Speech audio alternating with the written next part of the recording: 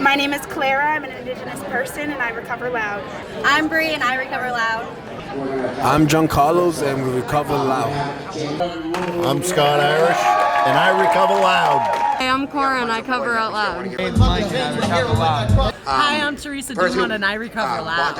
And I recover loud. I'm Paige and I support out loud.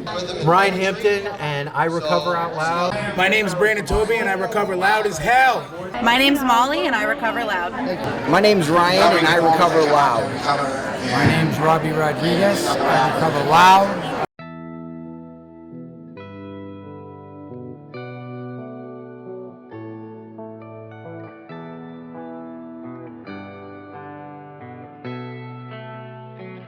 Doesn't matter where you come from, it's alright. Yeah, yeah. It doesn't matter where you come from, it's alright. Yeah, yeah.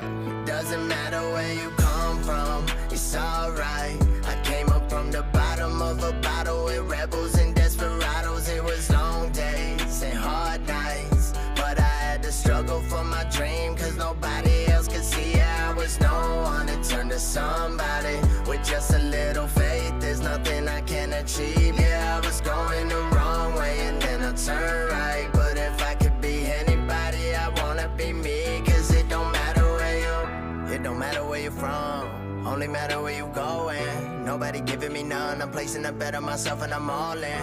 I got the mind of a broke man, mixed with the heart of a lion. I'ma keep giving my all cause that's just who I am. But if I could be anybody, I wanna be me. Yeah, I just wanna be.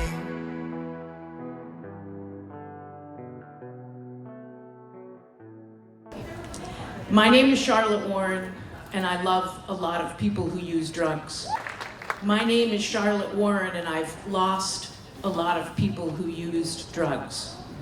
We need to tell the truth.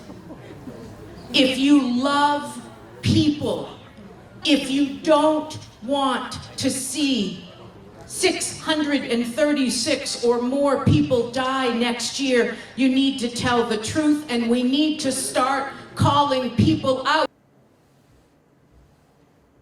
Hi, welcome to another episode of Recover Loud. Tonight's episode is dedicated to our lost friend, Nick O'Neill. Nick was a warrior for the recovery community. A lot of us knew him, a lot of us cared about him, and a lot of us knew of his struggles. Nick's struggles are over now, and we remember him for all the work that he put in and all the love that he shared with all of us. Join me and some of his friends as we take a look at what grief and loss means to us in recovery. Thanks for joining us for another episode of Recover Loud. Again, this show is dedicated to our friend, Nick O'Neill. I'm joined by some of Nick's friends, as well as T, our director, and another friend of ours, Stenson. And we'll get to know him a little bit later. Hello, my name is Ryan Page. I am a person in long-term recovery and the co-founder and chief operating officer of Access Direct Recovery Network, and I recover loud.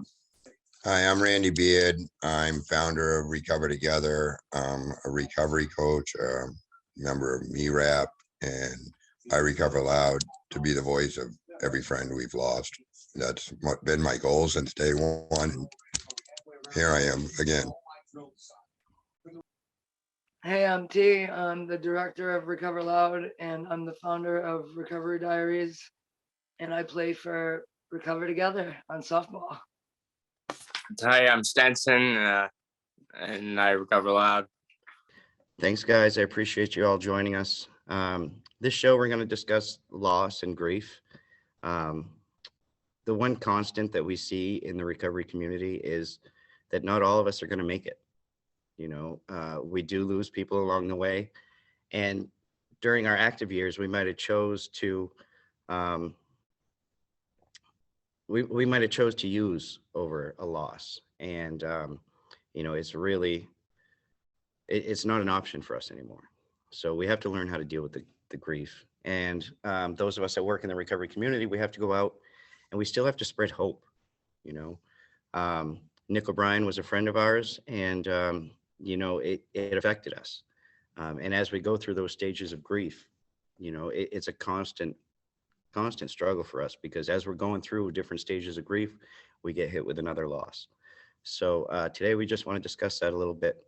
And if I could just take a minute and have Ryan tell us what Nick was like.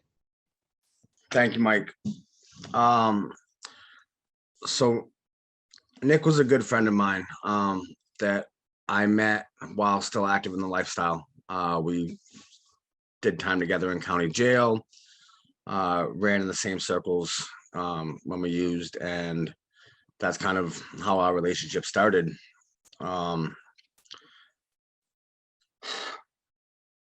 After getting into recovery and, seeing Nick out here at some meetings and doing the things, we started to reconnect, and I watched Nick try very hard to stay in recovery.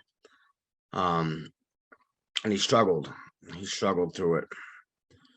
But he kept getting back up, man. He kept trying, he kept fighting, and he kept going back to what the solution was, which was, being in a recovery residence and being involved in the recovery community. He wanted to be a part of this. He desperately wanted to stay sober, and he wanted to be involved, and he wanted to implement change. And he tried very, very hard to do so. Nick was a phenomenal person. He really was. He had a great attitude, always smiling and joking. He really loved life, man. He embraced that. He was funny as hell, and and he just had a very hard time with grasping recovery, and I feel like a lot of us have that. I watched Nick go from the bottom of the barrel to getting himself on his feet and getting a job, and he had worked for me and my wife, and we worked together, and we spent a lot of time together. And during that time, he struggled, and he relapsed and was kicked out of a house. And the day that he relapsed, I was there, and I saw him outside, and he just put his head down, and I told him, like, it's all right, man, like, it's part of what we go through. It's all right, no judgment. Get in the car. And we talked, and he picked himself back up. We got into a hotel room, and while waiting to get back into another residence, he overdosed, and he made it back. And so it was a constant struggle with Nick, and it puts us in this situation. It puts me in the situation, right, where I feel like, why me? Like, what made it so I got this and he, quote unquote, didn't? Why was I able to stay sober, and why did he struggle so long to do it? He had the same access to treatment options. He had the same recovery community there. So why? What was the game changer for Nick? And I think that's something we wonder about all the people that we lose. Why did we get it? How are we here? Coming from a person that has also overdosed multiple times, why me? Right. And that's where the guilt and that guilt sets in, because Nick was a great guy, no less of a man than me, for sure. And he struggled very hard. And I think the sad part about this all for me is that when I think we fall off that wagon, I think that we get filled with such an amount of guilt and shame around it, that even though we know that the people around us are not going to judge us, we have judged ourselves so much, and we have set this bar for ourselves that we just can't seem to reach. And we don't want to reach out. That phone gets really heavy. Those doors get really heavy to keep coming back. And I think ultimately people give up and say, this is just what it's going to be. And it makes me really sad that Nick thought that. And, and he's missed terribly. It's just one of those things, man, that we think we're going to keep living, right? We think we're going to make it over and over and over again. we have such a high hope for people in recovery, and ourselves included, right? I have a high hope for myself to stay sober today. That may not happen. I get a day at a time, right? Tomorrow, I might not make the same, the same choices, and we can all be Nick tomorrow. Yeah. And I think that's a very sombering fact for us, is that we realize that we're really on that cusp at all times. I don't think that we ever get out of it, right? Because it's right there. Nick desperately wanted to be there, and he wanted to get there, and he had all the supports in place that you would think that you would need. And for some reason or the other, there just wasn't enough. So every one of us has relapsed, and thankfully, by the grace of God, we're here today.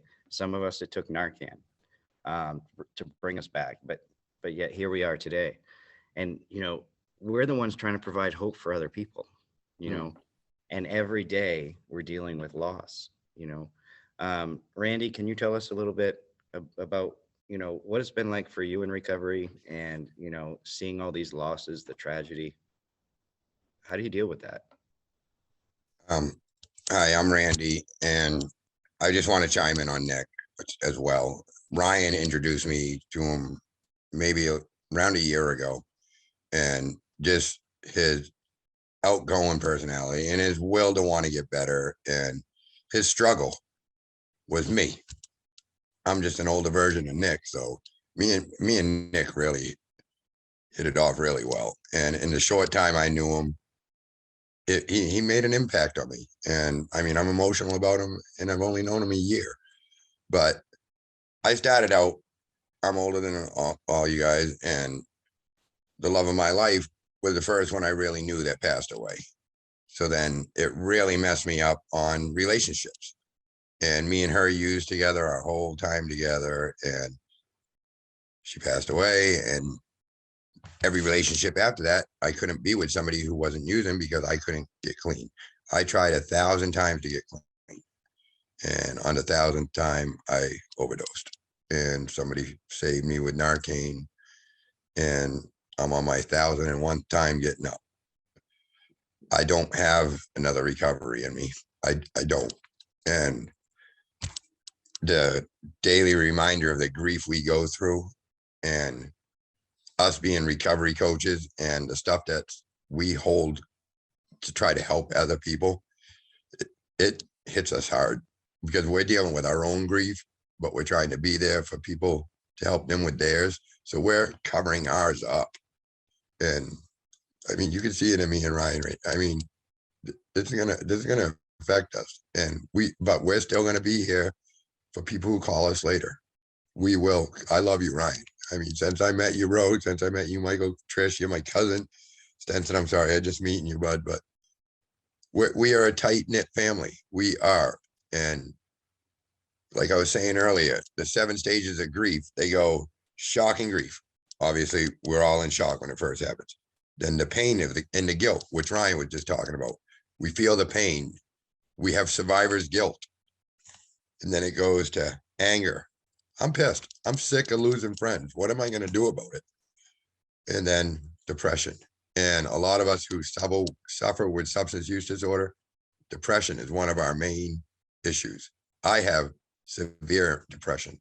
So maybe that's why I don't feel well today. I don't want to get off my couch, and I don't know what to do with myself right now. And then there's supposed to be an upturn where we start to get personal structure. We're starting to walk through it, and then acceptance and hope. We go from shock and grief, pain and guilt, anger and depression to where, okay, we're back at shock and grief.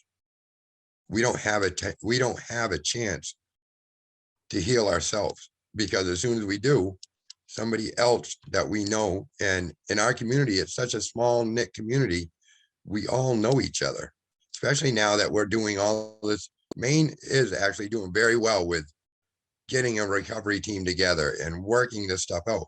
But now we're all really getting to know each other tight, and we're losing each other at almost 2 a week. And I'm really tore up by this. So I love you guys, and I'm hoping that, as Ryan said, Ryan lives, but I live by the moment. Every single thing that goes by, if I can make it through my next moment of crisis, happiness, or whatever happens, then I thank God. I do, my higher power, because before, if I had any kind of bad moment, I was on my way to get high. And it, like Ryan also said, it could happen to any one of us at any given time. It's something we're gonna have to deal with for the rest of our lives. You know, why me? Why did I finally get it? It took me 39 years to get it.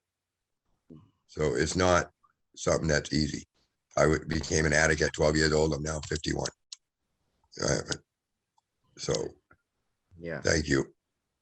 Yeah, thanks, Randy. And I appreciate you putting out the stages of grief, because as we were talking about before, those of us in the recovery community, we're constantly going back to that first stage, and it's just a perpetual first stage of this cycle of grief, and we have to figure out how to get through it. We know that the answer is not using.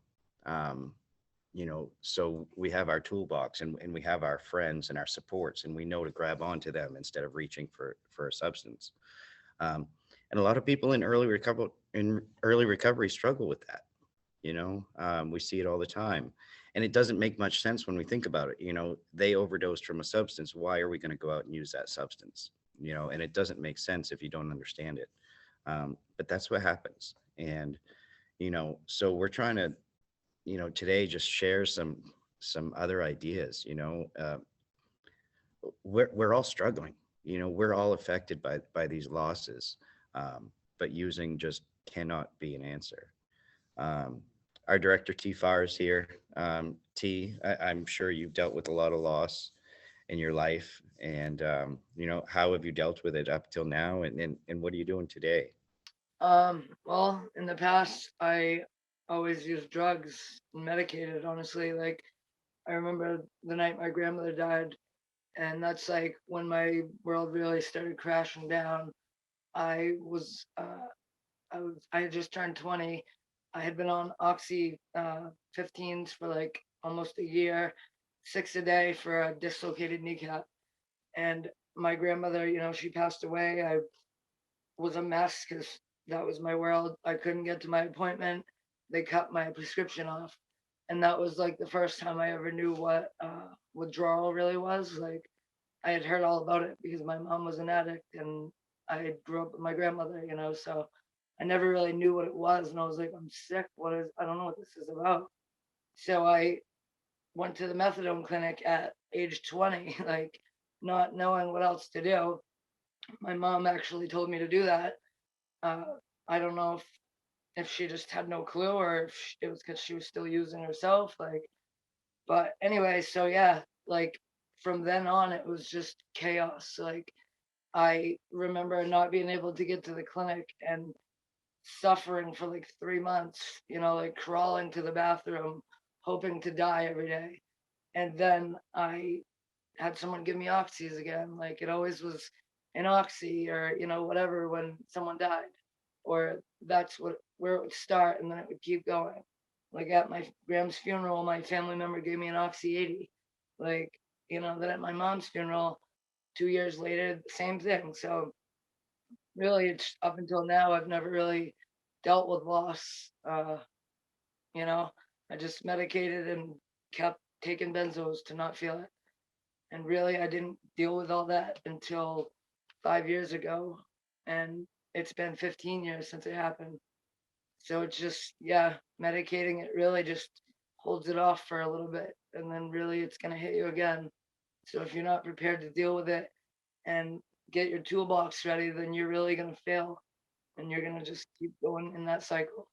And that's the only thing that stopped this time is I know all you guys, and I've gotten sober and wanted to be sober because I'm sick of seeing my friends and family die. I'm sick of waking up to my wife bawling her eyes out on the floor because I overdosed once again. Like just all of it. And I feel like people need to know we're here and that we're ready to help whenever. And so now I know that if a loss happens, I can call any of you guys or, hit a meeting or whatever and hope that will be enough. It's just, you never know. You're right. Tomorrow, any one of us could be Nick, and it's really sad. He was a great guy. I met him last year. He played with us on softball 1 or 2 games, and I saw him, at his worst at one time, and it just is really sad, and I'm sorry to see him gone. When loss happened, we reached for substance because we didn't know any other way.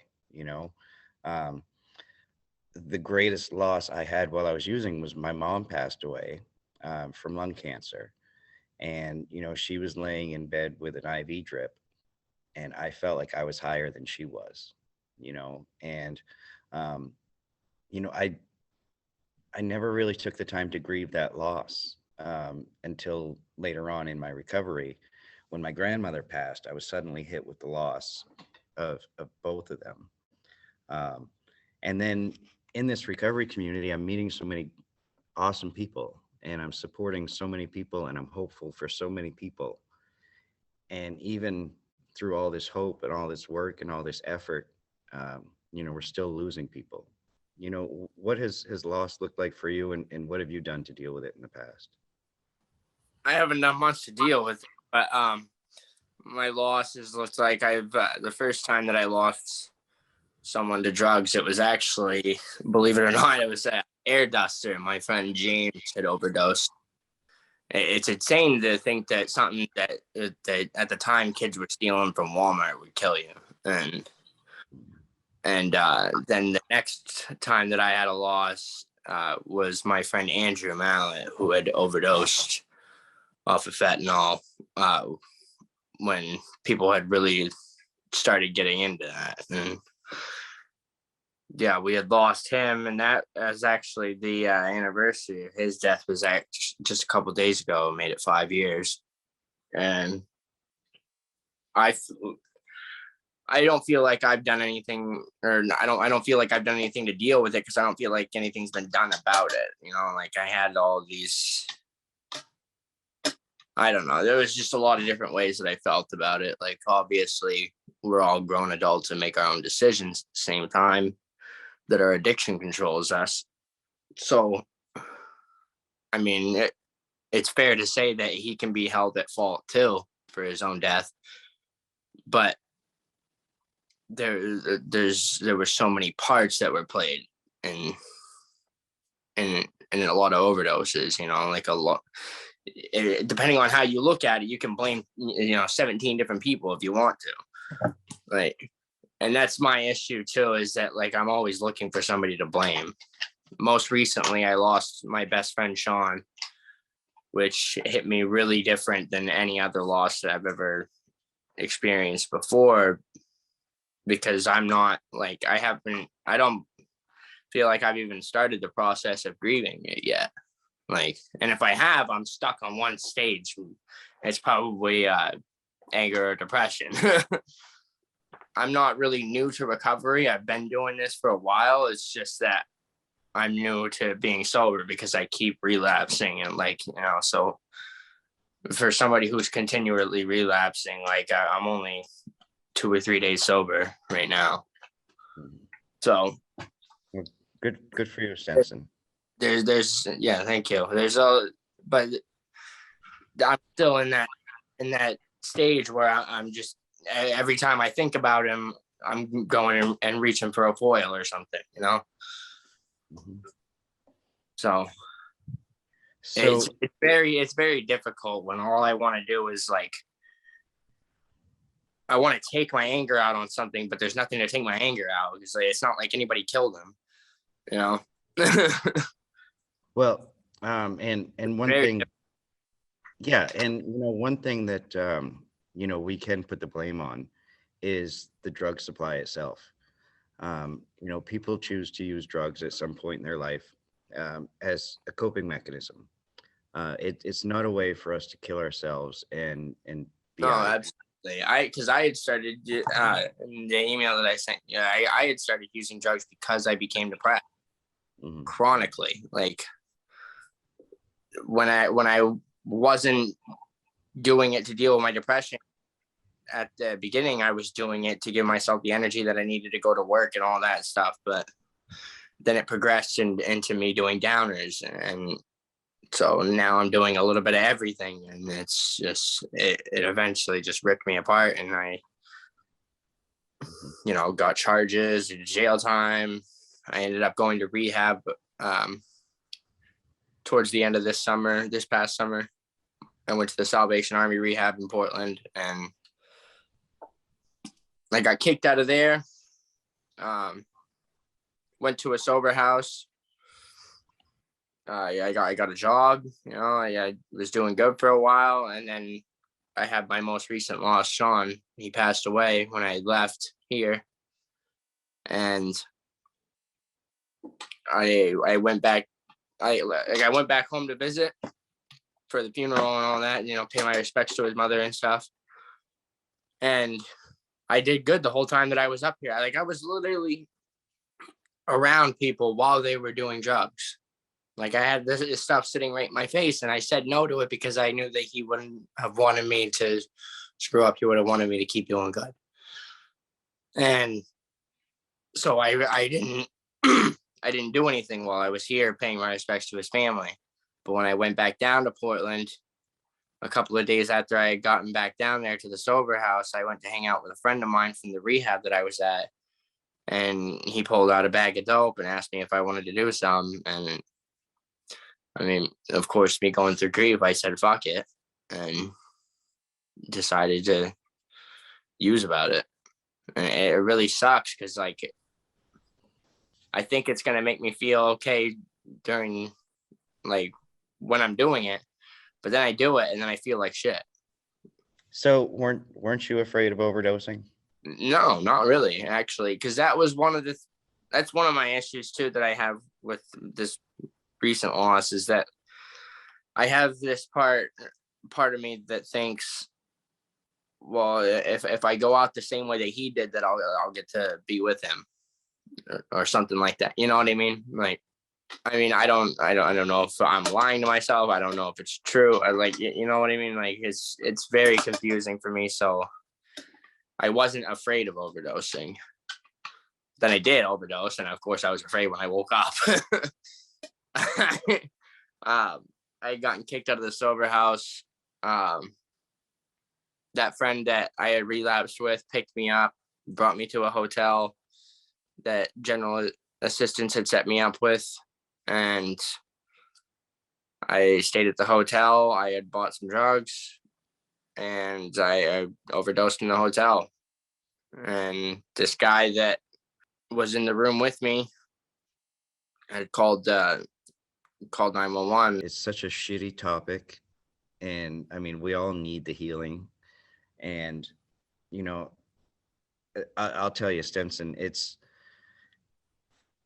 when we're looking for somebody to blame, I mean, we're never going to find that person. There's no one person to pin it on.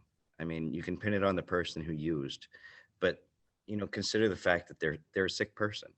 Yeah.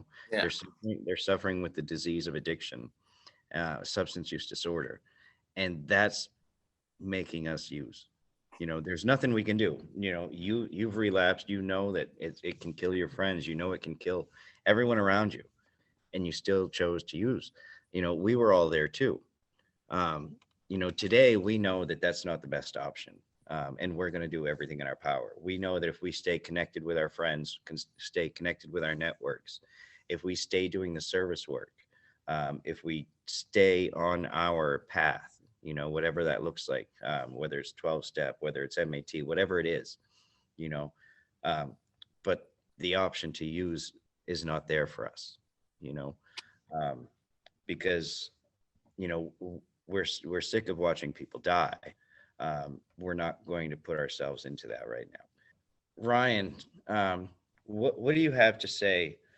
How can we still share hope when we're grieving, friends like Nick? So I'll be 100% transparent.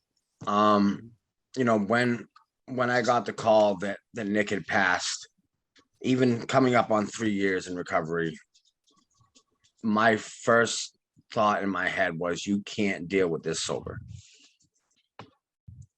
How effed up is that? That's how my disease works, right? You can't do this sober. This is too much, way too heavy. You're going to have to figure out a way to deal with this, because this is not something you can take sober. I know that's a lie, right? I know that. But it took me a very long time to figure that out, because ultimately that was the truth for me. I was able to cope with my life when I did substances, even though it made my whole life unmanageable and I risked my own life.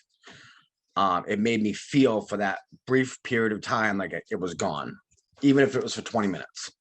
I had a 20-minute reprieve from dealing with it. So I understand it.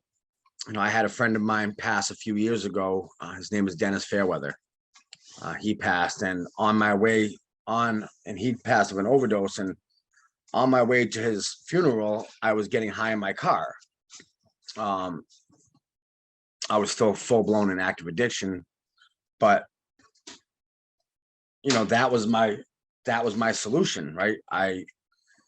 And even then thinking to myself, this is crazy. Like, he just died doing this. Was I scared of dying? No, not a bit. I actually welcomed that thought. Like, this life is fucking miserable. Like, I almost envied people that were overdosing. Like, they don't have to, congratulations. You don't have to deal with this. And this is like the consolation I get with Nick. You're free now, man. Like, you don't have to struggle with this every fucking day of your life anymore. Like, how difficult is it to know that the only solution that we have is something that will kill us? That's all we have for a solution. That's all I ever knew. People out there are still struggling with that. And still somewhere in my head, I know that a solution is a substance. Not the solution I want, but it's on that table. Today, what I'm able to do is realize that it's a very temporary solution and it doesn't solve anything overall. So after getting that call and knowing like this is where I'm at, I reach out, man. I reached out to my sponsor. I work a 12-step program. I called my sponsor and said, this is where I'm at, man. This is what I thought. And then I allow the community to envelope around me. Like, because I know I can't do this alone. I can't. Without you guys, I'm not here, man. It's just not. We don't have to do this alone, Stenson. That's the key here. Like, nobody, the time don't matter, man. The amount of days that I haven't picked up doesn't make me any different than you at all. And it makes me no different from my friend Nick. I'm one day away and one bad decision away from being in a fucking box and being on the back of one of our shirts. That's it. I'm one day away from somebody having these same conversations about me. Why couldn't he get it? He had so much potential. But eventually, for reasons that I don't understand, some of us succumb to the fact that this is what it's going to be for us. Or maybe I'll just get sober tomorrow. And tomorrow doesn't come. So what I do today is I understand that getting high never proved to be a long-term solution for me. Temporarily, when the pain gets so great, I understand the need for that, because we don't know how to cope with it. And even if we had all the fucking coping mechanisms in the world, it still becomes something that doesn't seem like a logical coping mechanism for the amount of pain. But I also know that picking up creates more of it. It doesn't lessen it at all. It gives me the illusion that it's lessened. And then I have to struggle to maintain that illusion until I ultimately either die myself or go to prison, or I start this fucking recovery journey all over again. Knowing that I'm accountable to other people, knowing that I need to keep bringing hope. Randy said, the stages of recovery, man, and we get in those early stages of that shock and awe, and then we get into that anger and the depression, right? But people like us, right, that are out there doing this, we also have to maintain that uptick and hope the whole fucking time. Like, I don't really get there. I don't get to really go through the grieving process. I kind of have to stay in that, because I can't take a phone call from somebody that's saying I need help and then be in that depression and anger. Like, I have to, at that point, separate myself to be there's hope. Like you can get better, even though knowing that the alternative to this is death. You know, I talk to all of you today and I look at your faces and I realize this might be the last time I ever see any of you. There's no control. I have no control over that. And it's fucking heavy, man. It's hard. But that doesn't mean there's not hope. We get up every day and show there is. Yeah. So thank you, all of you, for being here. Stenson, especially you, man. You're the most fucking important person out here right now. Like coming back from where you've been at, fighting, continuing to get back up, man. That's where it's at. It shows people like me that A, people are still struggling and they ain't getting any better out there. And B, that people still need hope. People still need to see that it's possible. And I fucking promise you it is, man. Thank you. And if you need if there's anything that any of us can do, you know, that's where this all works, man. Get those phone numbers. Call the people, even if you fuck up. Call. I don't care if you're high, if it's 3 a.m. Call. Get my phone number. Call me. I'll take that call. We'll talk it through. That's when it's the most important. For sure. And the heaviest and hardest to do. Yeah. But there's no judgment here, man. They'll never be like, oh, man, told you if you did that. Nah, none of that. I get it. That's not us, Stenson. We get it. So thank you all for doing this. I really appreciate it. Yeah, and thanks, Ryan, for being, you know, honest and truthful. 2 days after Nick, I lost another friend. You know, and I'm sure you guys are going to lose one, you know, tomorrow. It's a never-ending struggle right now, and you know, it's an apocalypse. You know, we're losing people every day. We're going to show some video of our Black Balloon event where we honored those that are lost. Last year was 636. I'm sure we're on track this year to break that number. I don't even like saying it. You know, it's stupid ridiculous. The drug supply is killing our friends. You know, people who use drugs are going to use drugs. If the drug supply is dirty and lethal, people are going to die from these drugs. So, you know, who do we blame? There's really no answer. You know, you can blame the person with the disease, or you can blame the supply. But either way, it doesn't help to put blame on anybody. You know, we're all sick. We all stand that chance of dying when we choose to pick up. I know I don't want to pick up. I don't want to die. You know, and to me, that's what a relapse would do. A recurrence of use would kill me, you know, because if I go back out, I'm going to go harder, you know, than I was before. And I was already on death's door, you know, and that's how I got to where I am now. So to me, going back is not an option. You know, Randy, do you have anything to say to, you know, Stenson in particular, or people out there who are grieving right now from all these losses, who may think that I might as well just use? Like Ryan was saying, we don't know how to deal with it because we have to put a mask on. To cover up our despair, to try to help other people, to be that light for other people. And it just bottles up with us. Let your emotions show, Stenson. Do not hold them in. That is what gets to us. If you feel the need to use, reach out to one of us. The network is remarkable right now.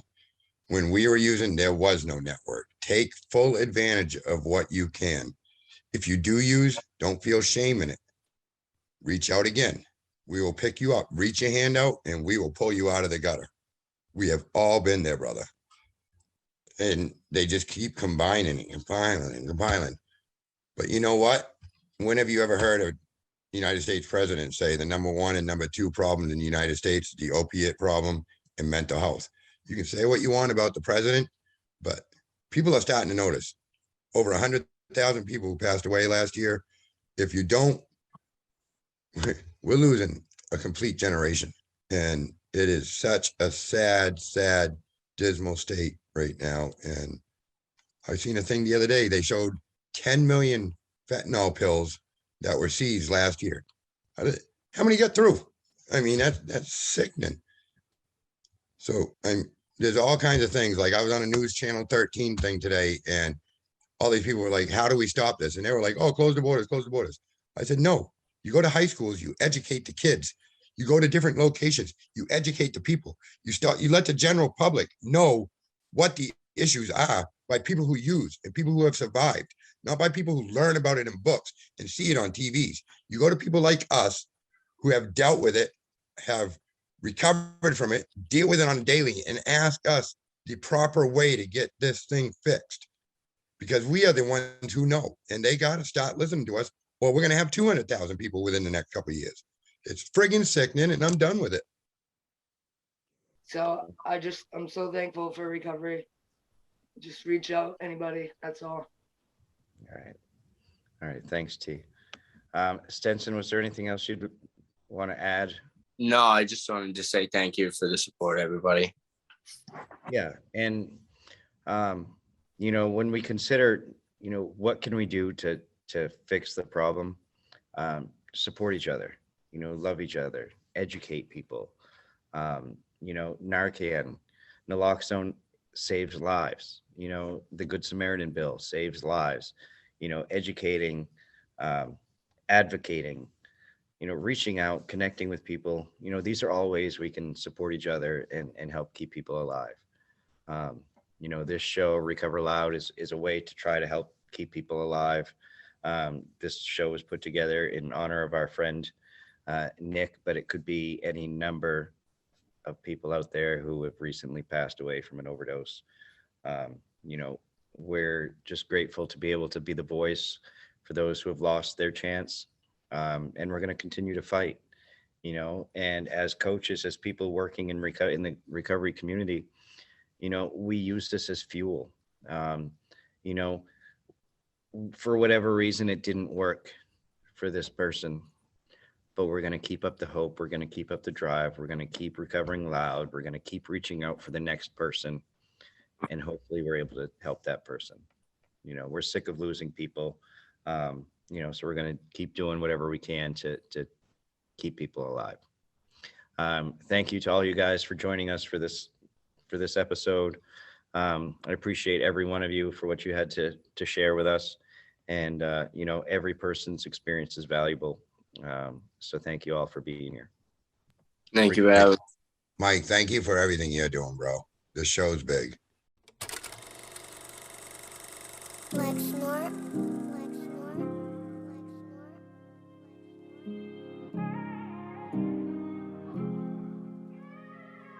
So every time I call, you pick up the phone and always reminding me that I'm not alone. And even when I'm scared and my feet are frozen, you help me keep it going like a semicolon. Every time I call, you pick up the phone and always reminding me that I'm not alone. And even when I'm scared and my feet are frozen, you help me keep it going like a semicolon. So I'ma follow your steps for all of the way. I put my faith in you and walk on the waves. And if I stumble a bit and fall on my face, you come and save me with all of your grace. Yeah, thank God.